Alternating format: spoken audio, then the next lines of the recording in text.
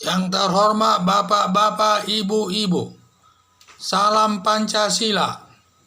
Bapak-bapak yang melihat video saya ini, jangan lupa subscribe, like, dan di-share, sifatnya gratis. Saya akan menyampaikan sistem inkusitor dalam perkara pidana.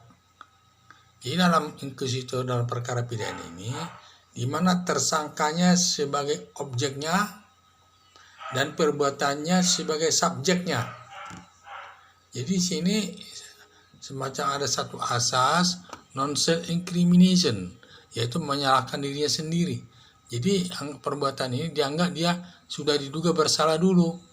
Jadi itulah namanya inkusitor ini. Arahnya penerapan pembuktian terbalik ini. Jadi inkusitor ini arahnya dalam pembuktian terbalik dalam perkara korupsi. Karena dalam perkara korupsi ada diatur pembuktian terbalik. Jadi di mana terdakwa membuktikan seluruh harta kekayaan yang dimilikinya, istrinya dan anaknya maupun korporasinya. Jadi di sini dia harus dia buktikan itu. Kalau tidak bisa diterima hakim, maka perbuatannya dia bersalah. Jadi itu. Jadi di sini dalam inkusitor ini semua pertanyaan hakim wajib dijawab oleh terdakwa. Dari mana harta kekayaannya itu? Yang umpamanya kekayaannya ada 5 mersinya, rumahnya ada 5 rumah mewah dan semua. Padahal gajinya hasil 20 juta. Tetapi bisa memiliki itu semua. Makanya antara kekayaannya itu dengan dengan penghasilannya tetap gajinya tidak sesuai, maka diduga perbuatannya itu diperoleh dari korupsi. Nah, itulah ini intinya. Jadi dalam hal ini hakim bisa menjatuhkan pidana hanya berdasarkan dugaan.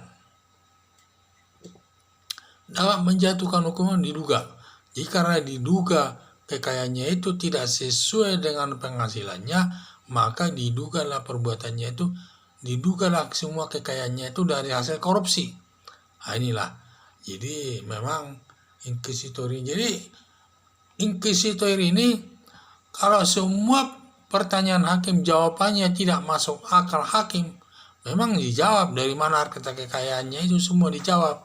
Tetapi kalau hakim tidak yakin, ya tentu dia langsung bersalah. Coba dibilang rumahnya mersinya ada 2, rumahnya ada 2 mewah, ternyata dia gajinya 10 juta, 20 juta. Mana masuk akal, untuk biaya hidupnya sehari-hari saja sudah lebih dari 20 juta. Terus uangnya, terus dari harta kekayaan yang lainnya itu dari mana sumber uangnya membeli itu? Maka diduga itu dari hasil korupsi. Nah, itulah namanya inkusitor ini.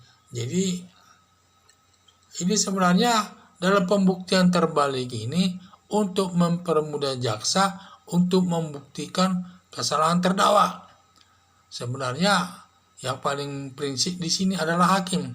Karena hakim nanti di sini dalam menerapkannya ini menerapkan pembuktian prestelcel, yaitu hanya berdasarkan keyakinan hakim saja bisa menghukum seseorang tanpa ada alat bukti itu. Jadi memang asas sistem inkusitor ini untuk memberikan kesempatan kepada hakim dan tidak sulit hakim mencari kesalahan daripada terdakwa itu.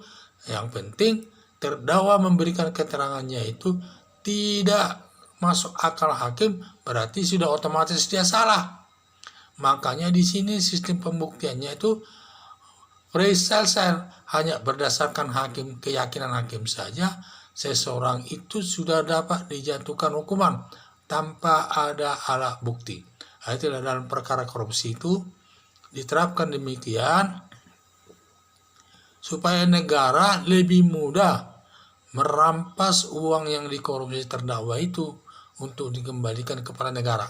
Untuk mempermudah, maka diterapkanlah di situ caranya sistem inkusitor, kemudian juga diterapkan pembuktian terbalik, diterapkan lagi dengan pembuktian, yaitu prestelsa dengan keyakinan hakim saja bisa menyalahkan seseorang itu, walaupun tidak ada alat buktinya. Jadi hanya berdasarkan keyakinan hakim saja. Hakim yakin dia salah, ya sudah, tidak perlu ada alat bukti yang mendukungnya, karena hakim itu sudah memeriksa terdakwa itu. Apalagi dilihat keterangan terdakwa itu tidak masuk akal, katanya kerja sana dan lain sebagainya, tidak masuk akal lah semua keterangannya itu, untuk membuktikan hartanya yang banyak itu padahal penghasilannya cuma sedikit. Tidak hakim, semua pernyataannya itu tidak yakin hakim. Makanya hakim dengan menduga saja bahwa semua harta kekayaannya itu diperoleh dari korupsi. Itu namanya delik. Ini namanya pembuktian terbalik dikaitkan dengan prestelsen, keputusan hakim. Hanya keyakinan hakim saja dapat menjatuhkan hukuman kepada seseorang tanpa alat bukti. Sekian dan terima kasih.